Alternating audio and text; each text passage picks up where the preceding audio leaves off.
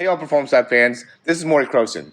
We're giving away free online breakdowns to all of our subscribers. In order to enter the drawing, just click the like button below, subscribe, and comment my online breakdown. Enjoy the rest of the video.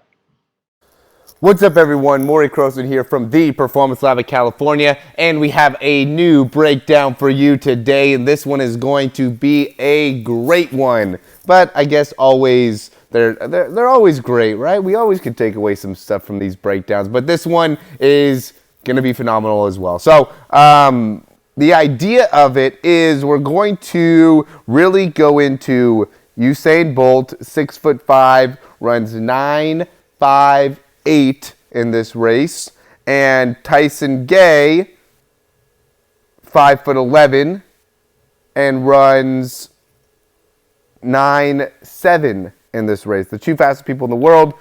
Big thing though is the difference of their overall height and how you can still have success with the different height. So Tyson Gay being 5'11", if you're obviously a shorter guy, gives some great information for how you can be faster as a shorter runner, how you can still run sub 10, and then also for taller guys, what that's going to look like as well. Okay, so we'll go ahead and hop right into it. I apologize ahead of time for any delay in the actual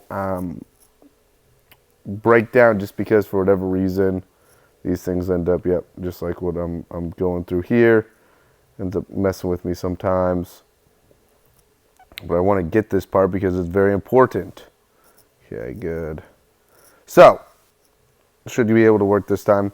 When you see these guys take off, what I want you to really take note of is look at how far inside Usain Bolt's knee goes in, and then compared to Tyson Gay, both of them have really good extension. Obviously, Usain Bolt's going to be a little bit higher position within his spine, where Tyson Gay is going to be able to maintain a better position there. I would say no matter what, you really got to be able to fire out with those hips when you initiate the run. Sorry, here should go away. Now going in the next step, notice again the angles within the knee, right? That knee is really coming in this way for Usain Bolt. Tyson Gay still coming in, but just not as much overall where it's coming in. And really, in terms of timing, they're very similar. Tyson Gay is a little bit quicker in how fast he's getting his feet down. But again, look at how much more straight up Usain Bolt is compared to Tyson Gay within the spine. And maybe Tyson Gay could actually work on this and be able to get a little bit more upright. But you can notice that both of them are actually pretty straight within their legs, which means that they're creating a large amount of overall force in each one of their steps. Going into the next step here. Okay, landing. Still, Tyson Gay is probably getting a better overall stride frequency, but Usain Bolt's definitely getting more overall stride length and is beating him right now. Now you can see it.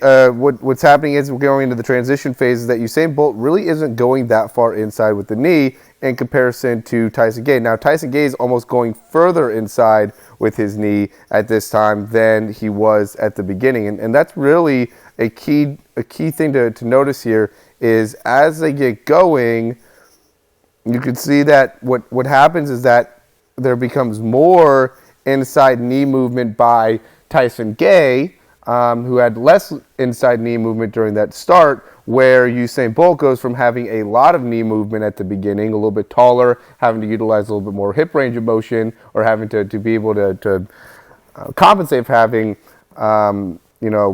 longer legs. It has to have a lot more hip range of motion to be able to get the knees inside to push off. Where Tyson Gay doesn't have that big of a limitation there, but doesn't have as long a leg. So what he's got to do is he's got to compensate by being able to have an overall longer movement pattern, and the way he does that is bringing his knees in. That's a very, very important thing to really understand and really focus on, and that's really the big point of this video. Okay, so I'm going to say it one more time.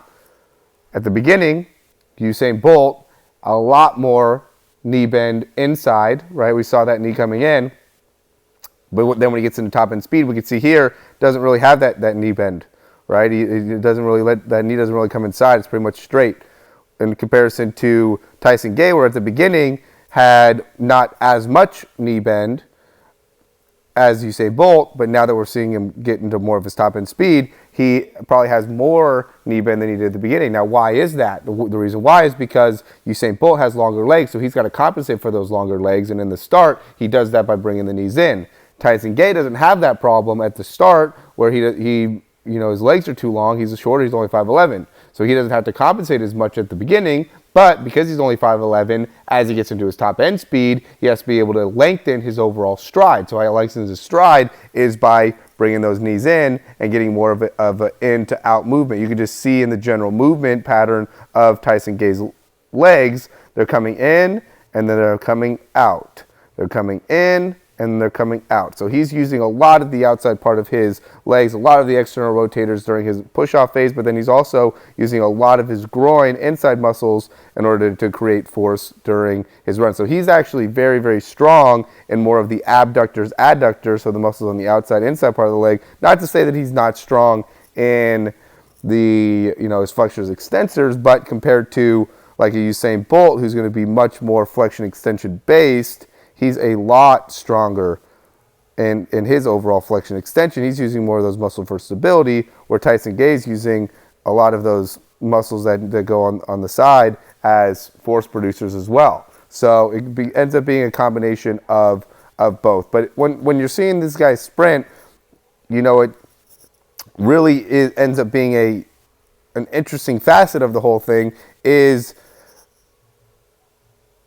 Tyson Gay, when you look at it from the side, really, as they get going, I mean, he's basically staying right with Usain Bolt. Now, in terms of their overall stride frequency, they're pretty much right on. I mean, look at how close they are in terms of who's touching. You can almost say, I mean, Tyson Gay's maybe a little bit sooner, right? He's going right here. They touched up perfect, boom.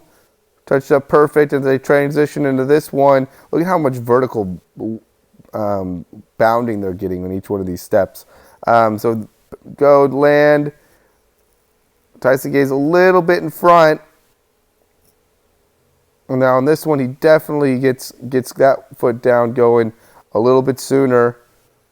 Right? So he's overall taking up more space faster or has a faster stride frequency, where definitely Usain Bolt's going to have a lot longer stride length. So he has to make up for being 5'11", you have to make up for having a probably a little bit more natural stride frequency. Tyson Gay does. He's got to make it up for with having a longer stride length, which he really doesn't do enough because Usain Bolt won. Where Usain Bolt, what makes Usain Bolt amazing is the fact that he's able to create such a long stride length and still be able to have such a large amount of frequency. But in terms of some of the basics that we always talk about, I mean, excellent job of extending the leg, pulling the leg back, landing with a fairly straight knee. I mean, now he's starting to coast a little bit more, but when he lands, I mean, look at how straight that knee is. That's an important thing. You got to be able to land and keep that knee straight to be able to then generate that upward force to, instead of allowing those feet to get too far back behind you. I see so often guys are landing and their knees bent, so then when they